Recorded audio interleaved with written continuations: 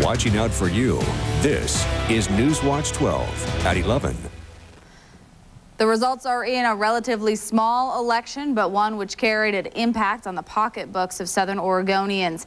And the voters' decision could have the state stepping in and maybe have commissioners recalled.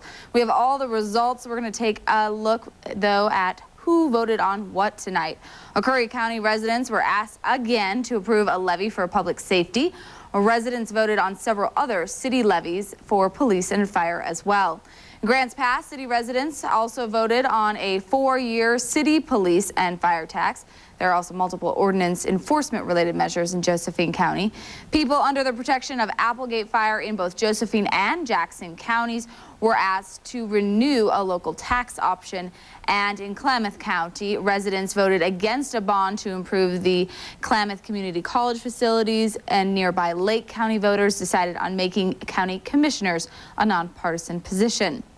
We begin tonight's election coverage in Grants Pass, where despite a strong campaign against a public safety measure, voters did not pass the local tax option.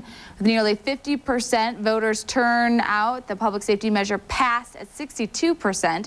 However, 4 enforcement measures all failed in Josephine County. Newswatch 12's Rob Scott was at the clerk's office where those votes were tabulated tonight. He joins us now in the newsroom. Rob, preliminary results were available right away. How about the turnout for that special election? Josephine County Clerk Art Harvey says the turnout is a little higher than he would have expected for a special election, with a voter turnout right around half of registered voters. With a mail-in system, Harvey says it's important to not fall behind in calculating the votes and have preliminary results ready when the ballot boxes are collected. Our goal is to have the majority of the ballots cast counted, actually tabulated by 8 p.m., and we were successful in that. So it's been a smooth election for us. More than 25,000 ballots were counted by 8 p.m., and others were still coming through the door as ballot collections came in. Harvey says preparations begin 2 to 3 months before Election Day, and ballots started coming in about 2 weeks ago. Rob, while the Grants Pass public safety measure passed, we did see those 4 countywide ballot measures heavily defeated. What was the reaction from the opponents to those measures? One activist who has been vocal in his opposition to these ballot measures was excited both that the measures were defeated, but also because it was a landslide, which he says sends a loud and clear message. And this might just be the beginning.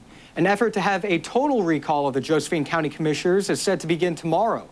Public activist and critic of the commissioners, Dale Matthews, says a petition will begin and hopefully be completed by May for the recall. He says the recall isn't just because he disagrees with their ideas, but because they weren't honest with us in the process.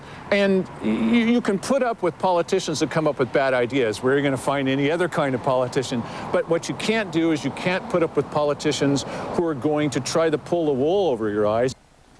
Among the issues against the commissioners Matthews highlighted was a battle over a voter's pamphlet for today's election. Matthews was confident the needed signatures to recall the commissioners would be collected in time for May. Live in the newsroom, Rob Scott, Newswatch 12.